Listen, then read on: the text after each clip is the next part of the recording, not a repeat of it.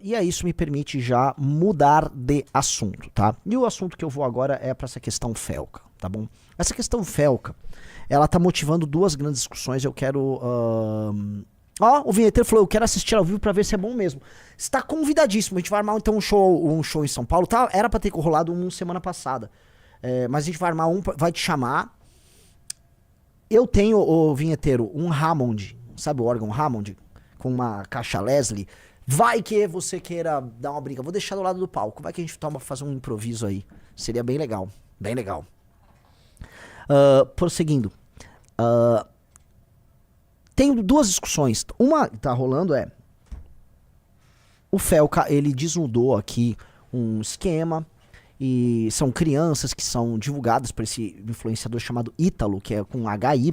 E a coisa já começa toda muito brega, né? Porque a partir do momento que você está, vamos dizer, discutindo um produtor de conteúdo, né, que chama Ítalo com HY, ou Haitalo, né? Haitalo o nome dele.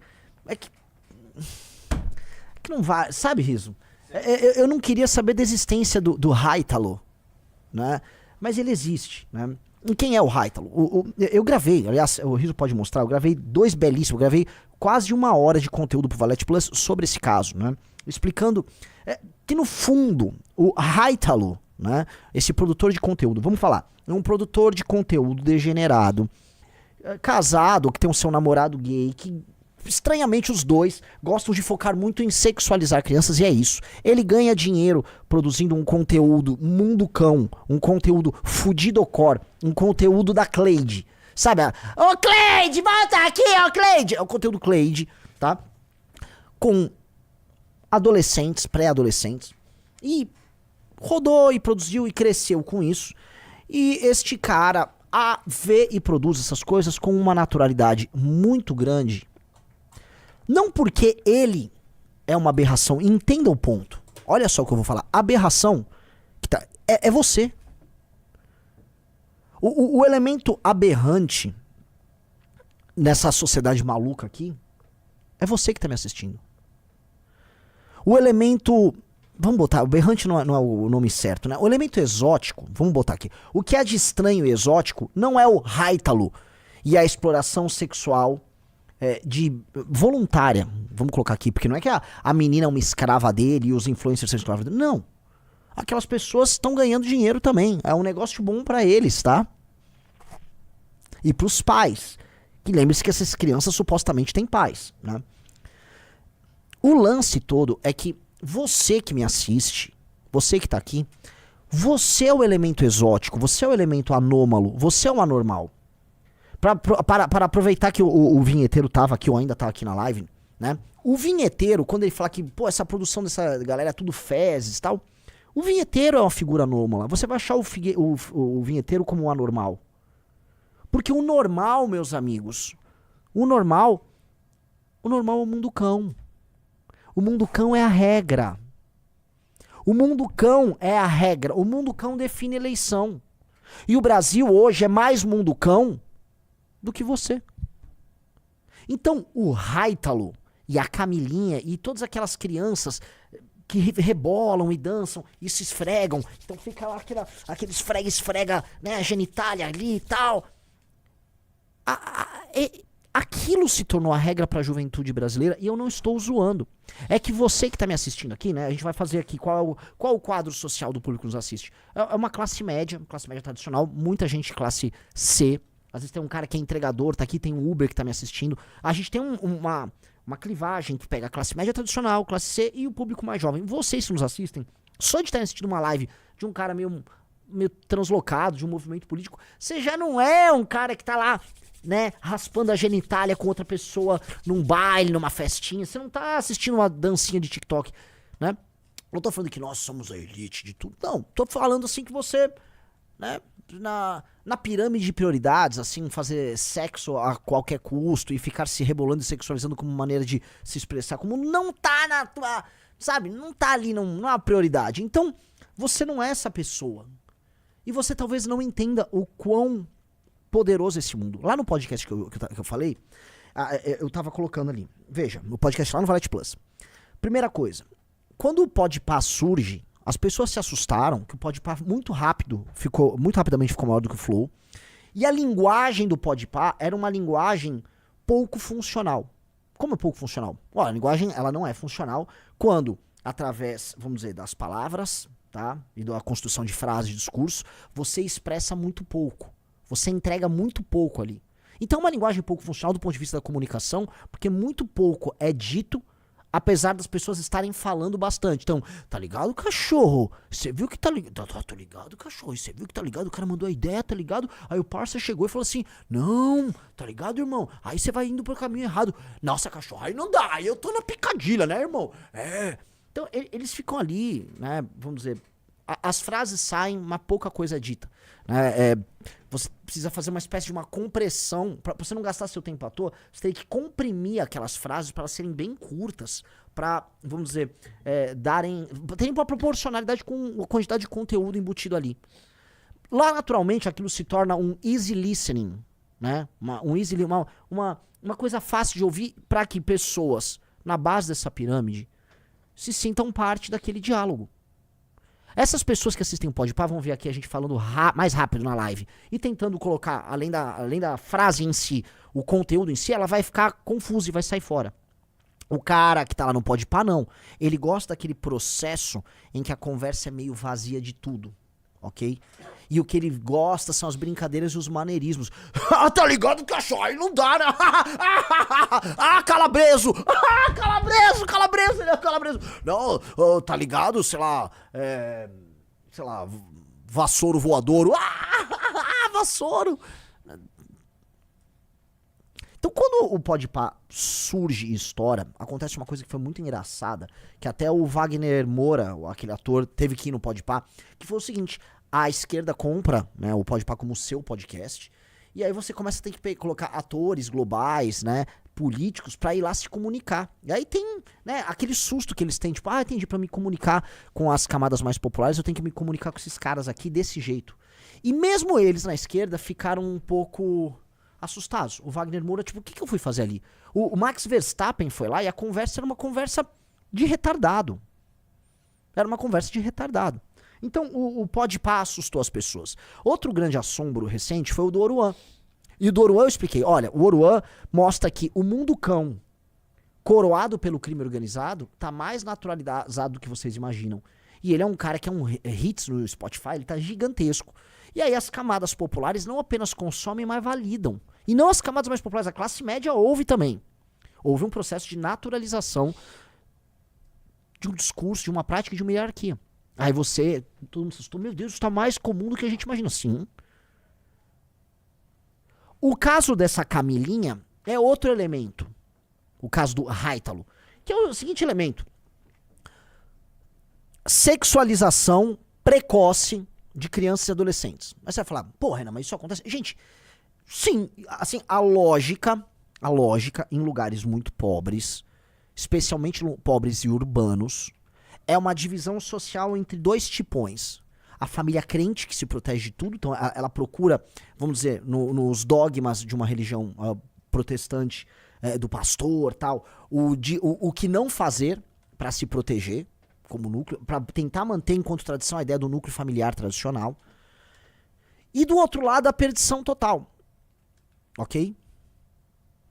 É meio que isso quando você desenha a imagem da paisagem social de uma periferia. Entretanto, as estatísticas mostram que o número de mães solteiras só aumenta. O número de mães na adolescência diminuiu com maior intensidade no sul-sudeste, entendeu, Riso? Mãe solteira diminui... Desculpa. Mãe na adolescência diminuiu no sul-sudeste. A intensidade dessa diminuição é menor no norte e nordeste. Mas mães solteiras como um todo aumentam, com maior intensidade em famílias mais pobres. O que isso gera? Este tipo de cultura, ela permanece, é uma cultura limitante. Você fala, por que uma cultura limitante? Não tem nenhum problema em ter uma mãe solo, não sei o quê, uma mãe solteira, não sei o quê. Não. Eu estou falando de estatística.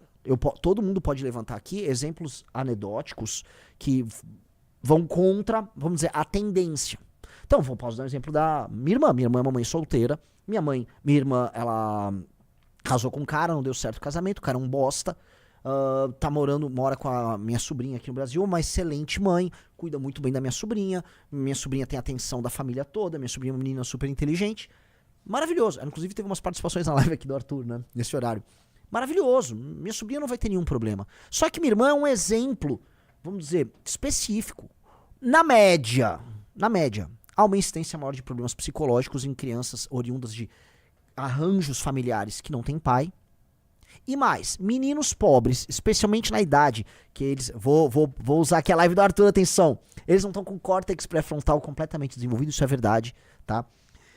Eles não têm os freios inibitórios ali, o processo de racionalização deles não está completo.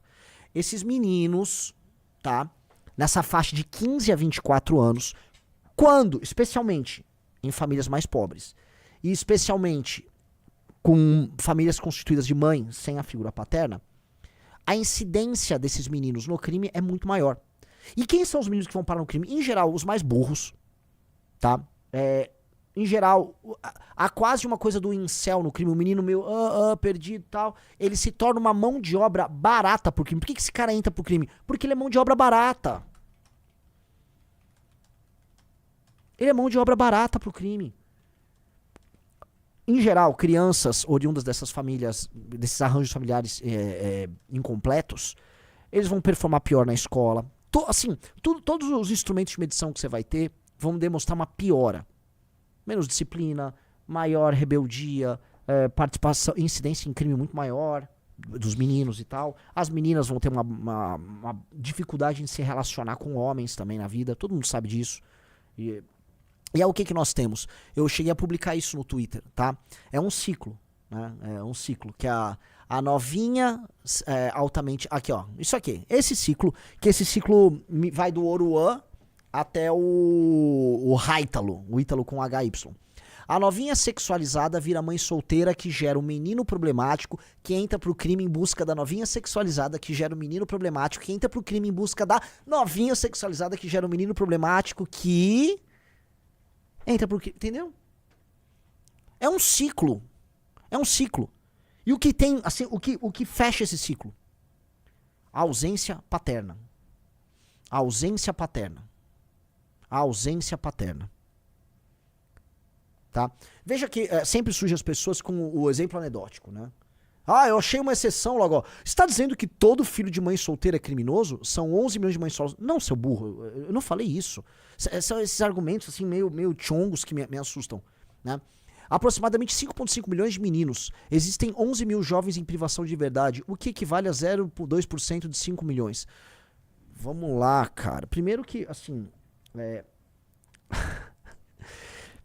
Quando eu digo que existe uma correlação que cria uma causalidade, não é que todo menino, todo filho de mãe solteira vira um criminoso, mas quase todo criminoso é filho de mãe solteira. O Riso chegou a botar na tela, no outro live que eu fiz, a estatística da FGV tratando disso. Ela é acachapante. É acachapante. Então, naturalmente, é uma correlação. No caso, há praticamente uma causalidade que é mais forte do que o índice Gini, ou seja, que é a desigualdade e a questão do PIB. Então, o que é o ponto, meu querido amigo Basílio, que estava falando isso? Por mais que você queira fazer esse apelo emocional tal, as estatísticas não estão do teu lado. E você tem que aprender a interpretá-las. Né? Sabe aquela coisa assim? Holandeses em geral são altos. É o cara... Ué, você tá querendo dizer que todos os holandeses são altos? Existem holandeses que são baixinhos? Sabe, tipo... Ó, veja só, esse dado dessa pesquisa da FGV de 2007, ela é acachapante, tá? Dos jovens presentes na FEBEM, 70% foram criados sem pai. É um tipo de correlação que você vai conseguir falar, isto tem um elemento de causalidade sim. A ausência da figura paterna é a ausência de uma figura em que o jovem se espelha. Então, pensa o seguinte, se o cara tem um pai presente na casa, ontem foi dia dos pais, né? Se o cara tem um pai presente na casa dele, tá? E o pai decidiu, foi uma decisão, não ser um vadio e ter uma ação responsável, não só com relação à mãe, mas com relação aos filhos, ele já tem um homem que é muito superior à média dos homens. Então, ter um pai presente é ele ter perto um homem que tomou uma decisão de compromisso com o núcleo familiar dele. É um sujeito que está comprometendo sua própria liberdade, que está comprometendo outras opções, tá? Em nome de um sacrifício que ele faz. Então, o garoto já tem um espelho. O garoto percebe ao longo da vida que aquela figura traz autoridade, pune, não permite que ele faça determinadas coisas, ao mesmo tempo que faz um sacrifício em nome dessas pessoas. Ou seja, aquele garoto tem um espelho de algo que é muito legal. E ele se sente amparado, ele não se sente sozinho. Isso ajuda muito a formar o caráter daquele garoto. Quando